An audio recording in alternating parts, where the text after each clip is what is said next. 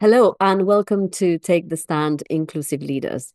I'm Dana Denis-Smith. I'm the founder and CEO of Oblate Support, a legal services business, and also the founder of the First 100 Years Project, which celebrates the achievements of women in law.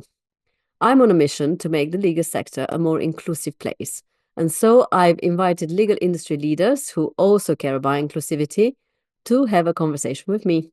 This week, I'm talking to James Morgan, Managing Director and General Counsel at MUFG, one of the world's largest financial groups. Welcome, James. Good morning. Thank you. So, to start us off, I have the same question I ask everybody who's been on my series so far. What does inclusive leadership mean to you? The formal definition is going to be somebody that leads a diverse group of people, demonstrating respect for everybody's unique input into the conversation. I think your question though is what it means to me, and that's a little bit different. I think it really means just bringing everybody into the party. The old adage that diversity is being invited to the party and inclusion is about sort of asking people to dance. I think that really holds true. And I think as a leader, it's really important that is role modeled.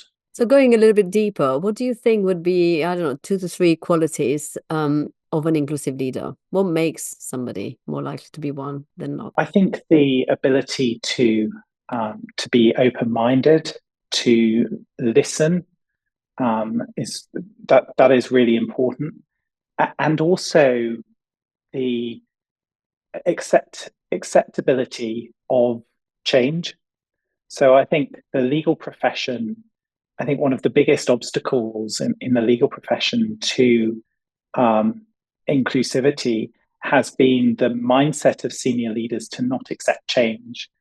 Lawyers have been a gatekeeper for specific technical knowledge for sort of hundreds of years. And I think there is a real fear of disrupting that. And that fear, I think, leads to a sort of closed mindset. So, and an unwillingness to accept change. But of course, change is inevitable. The law itself is changing all the time. So it is really important, I think, that leaders recognize that and themselves are willing and adaptable. Yeah, I think that is a great quality, actually. And yeah, we can embrace the future with a bit more courage because change is the only certainty, isn't it? It is coming for us. We talk about things like technology now. There's such a lot of focus on artificial intelligence, for instance, a lot of hype around artificial intelligence and the ways that can augment and potentially replace people's jobs. I think, again, it's another example of where change is an inevitability. And I still remember sitting as a trainee with another trainee reading documents. I would read the sort of old version, they would read the new version, and we'd have a highlighter pen to track changes. Overnight, technology changed in the transformational way our roles, and I think improved our roles. And I know this isn't sort of a discussion on technology, but it is just another symptom of, I think, unless we as individuals, as a profession, as an industry are open to change, then we're sort of not doing our roles as professionals, which is ultimately to help solve legal issues for our clients in the most efficient way that we can. Yeah, I think your example is important actually around technology because we know that technology also has the possibility of being inclusive or exclusive. So new boundaries might be drawn, but they will impact this topic as well because inclusive leaders will think about that rather than building something that is excluding, I don't know, half the population or certain, constituents that need support. So I think technology will very much be part of this conversation going forward anyway. So that's a great example. So I want to go now a little bit into your more, into your kind of personal leadership style, if you like. Can you give us an example of your leadership style in practice? I think it's sort of across multiple ways. So I first of all, in respect of my own team, I think it's really important to listen to people, to meet with them regularly, to ensure that we have mentoring schemes in place, for example, to really sort of ensure that talented individuals are given all of the skills that are required to progress in an organization. Similarly, I think I'm a big believer in reverse mentoring as well. So we have a sort of scheme where all of our management team within legal are also listening to our sort of more junior lawyers and other employees from a sort of diverse range of perspectives, so that we can sort of end up making better decisions. I think that probably the biggest responsibilities I have as a leader, I guess, is first of all to talk about inclusivity, to talk about diversity, to talk about the benefits that it brings, commercial benefits as well, to make sure that I'm being visible and hopefully role modeling good behaviors for others, but also to drive change across the industry. So as a general counsel of one of the world's largest financial groups, we have huge legal spend on an annual basis, as you can imagine. And being able to have conversations with law firms, with other industry leaders about the importance to us of diversity and inclusion, and how we believe that ends up creating better results for us as a client of these firms, really puts an onus, I think, on those firms to change their practices. So that's perhaps where I see the biggest responsibility, I think, being able to influence the wider legal sector, the wider legal profession. So in my conversations so far with inclusive leaders, I always ask them about, looking back at their career. I'm a big believer, as you know, of, learning from the past and changing the future. And I often chat to them about, an example of an experience of inclusive leadership they experienced during their working life in the legal profession, or maybe beyond, and positive or negative, actually, because it shows to me, as the examples were coming up in conversation, that you can become an inclusive leader, not necessarily because you had a good example, but also as a reaction to not being like a bad example. So I want to ask you as well, looking back at your career and, your journey in law, can you think and share with us an experience of inclusive leadership, and why do you think it matters so much to you and who you've become today and all the passion that you have in this space? So my own story, when I was a teenager, I was diagnosed with having multiple brain tumors. I had several brain hemorrhages, actually, off the back of that.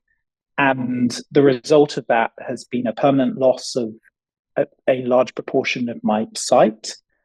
And I regularly suffer migraines, really very difficult migraines as well. When I started working in the city, there was no obvious role models to me for people that struggled with their health, physical or mental. There was no obvious role models across the city for people with disabilities. And because of that, I was personally too afraid to speak up. I didn't have the confidence to do that. I didn't want to explain perhaps the challenges that I faced to others. I didn't want to explain that it might take me twice as long to do a task sometimes, because just reading a document is a much slower process for me. I really sort of struggled with that. I struggled that there wasn't those sort of role models around. And now I think the onus is on me now in a leadership position and on others in leadership positions. All of us are unique. All of us come from different backgrounds. All of us have had challenges in our lives. That's what makes us who we are. But it's really important to talk about that, to let other people know that we are all human beings, and we all have good days and we all have bad days, and that's okay. So that's sort of one maybe more negative example that shaped me on and I would sort of add to that I think that is so much that has happened actually, particularly since COVID, raising to raise awareness and I think people give people more role models and more confidence to speak up about challenges they face, particularly disabilities, particularly in the mental health space. I think has been very strong. On a more positive note, I'm a general counsel. I'm actually a co-general counsel. So I've been co-general counsel for 5 years with Prabhat Kumar, and that is the best demonstration I have of where diversity of thought really works effectively. So there's two of us. We have to communicate all the time to make our leadership work effectively. But it's great because we always challenge each other. We often want the same outcomes, but may come at things from different perspectives. We do sort of disagree with each other. I say that we argue a lot. It's a little bit like a marriage, or any other relationship. We have we ultimately want the same things, but we are different people and we come at things from different ways. And it's really good to talk to each other and understand each other's perspectives. And ultimately, I think that has led to better decisions internally. So that is an example, I think, of where a more diverse, more inclusive environment has given us the opportunity as leaders to make better decisions. Well, thank you for sharing that kind of personal story as well, and thank you for doing so much, for speaking up. As you say, it's good that we live in a time where we can embrace the full person and not try to hide that human behind some kind of robotic lawyer figure. So it's really great. Really, thank you. I mean, obviously, we're not quite there. I wish I could say we are there, and equality is fantastic. What do you think is the biggest barrier to inclusion? I've touched on it already. I think it's that mindset of senior leaders, the acceptability of change and the acceptability that to not be afraid of that change, I guess. There is an expectation on the legal profession now that is different from how it's ever really been over the last couple of 100 years. And that is in part been because of the growth of in-house functions. It's been part the drive, I think, of companies for more for less. It's part because of the technology, the new technology that's sort of been implemented. And I think that change has moved the legal profession, or needs to move the legal profession, from being a technical and reactive set of advisors to being more preventative and more innovative and more solutions driven. And to be more solutions driven, you require good diversity of thought. If you don't have diversity of thought, then you're not going to come out with innovative and creative solutions to the increasingly complex problems that we face as a profession. So there is a real necessity for change.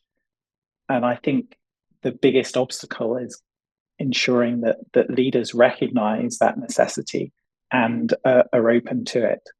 And I should sort of say as well that when we talk about inclusivity in the legal profession, we don't just mean lawyers and the legal professionals. We mean the whole legal industry. So you can be a really good lawyer, but good lawyers are not always good managers. Good lawyers are not always good accountants. Good lawyers are not always good business people and good strategists. And there's almost an expectation, I think, that lawyers place on themselves that they need to be.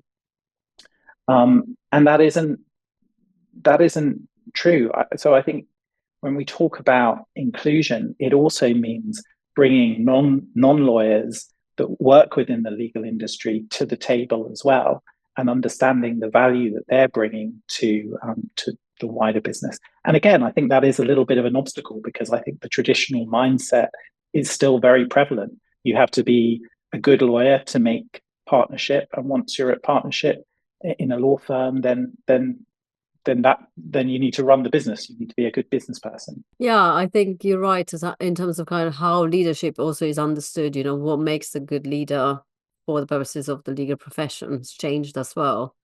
So I want to ask you next, what do you think would be a question, or maybe more questions, when leadership, it does require a lot of self-work, not just, you don't just present externally, you probably do ask a lot of questions. So what do you think would be, I don't know, one or a couple of questions that one should ask themselves if they want to be an inclusive leader? Where do you start? What kind of questions should you ask yourself? Any challenge, any time you are providing legal advice, for example, you should always ask yourself, why am I being asked this? And from there, you need to ask yourself, what is the best way to get it to addressing the challenge, to addressing the question that you're being asked. And that sort of leads to you having a particular view. But as a leader, your strength is in your team, and it's sort of bringing in other perspectives to help you on the journey to solving the question of why, what, and your responsibility as a leader, I guess, is to ensure the how is done properly. And so sort of by asking yourself just those questions right at the start, then ultimately it drives you to want to get other people's perspectives. And then you have to ask, what is the best way of getting other people's perspectives? The best way of achieving that is to be as inclusive as possible, to feel that people do have a voice, that they're free to speak up, they're free to challenge you, they are they're sort of free to be heard without bias. And those, I think, are the really important questions that I think all leaders just need to ask themselves. How brave do you think leaders in law today should be about becoming inclusive leaders?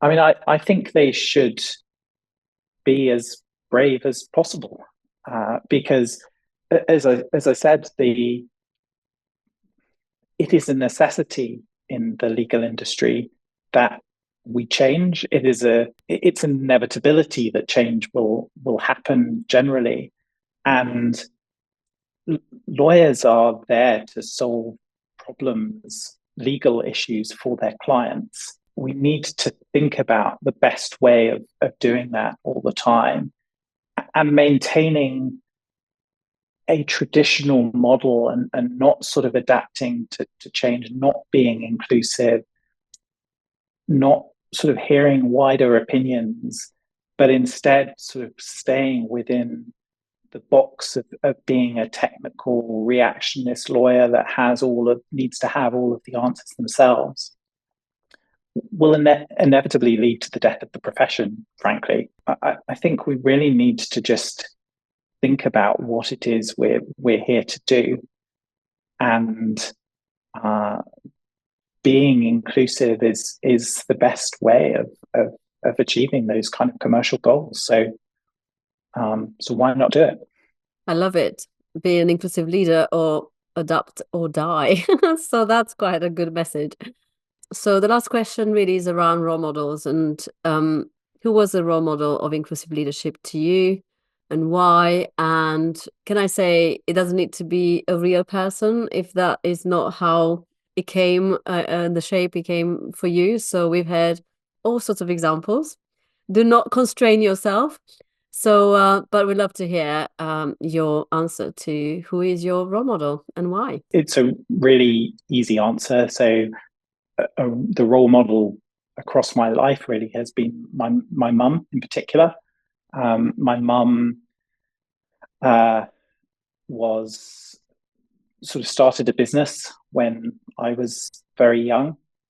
She was the main, in fact, the sort of sole breadwinner in our family, and built that business up from scratch and worked incredibly hard to do so. Faced many challenges along the way, and I think at that point in time as well, the faced incredible levels of discrimination and sort of wider bias as well, but proved how successful that was, and her determination really sort of drove that forward, whilst at the same time raising me and being an excellent parent, an excellent mum. So it's a really simple answer for me, and quite a personal one. But I think it's a wonderful example. And as a female founder myself, hats off to all mothers who have a small family and don't give up. I've been there, and I'm sure a different set of circumstances, but the challenge continues for us, sadly. So it's really a great example, and definitely it's very personal to me in a way, because I've also been in that position. So thank you so much for joining me and for all these insights. It's been really great to have you join us, James, today. yeah, well, thank you so much for having me. I've really enjoyed having the conversation. I hope you found this conversation interesting and useful, and it's given you plenty of ideas for making your workplace, your team, and organizations more inclusive. To find more conversations on inclusivity, you can subscribe to my YouTube channel at Obelisk Support, or connect with me on LinkedIn, searching Dana Denis-Smith. If you have any questions or feedback, I'd love to hear from you. You can get in touch at d.dennis-smith@obelisksupport.com. Thank you for watching Take the Stand, Inclusive Leaders. See you next time.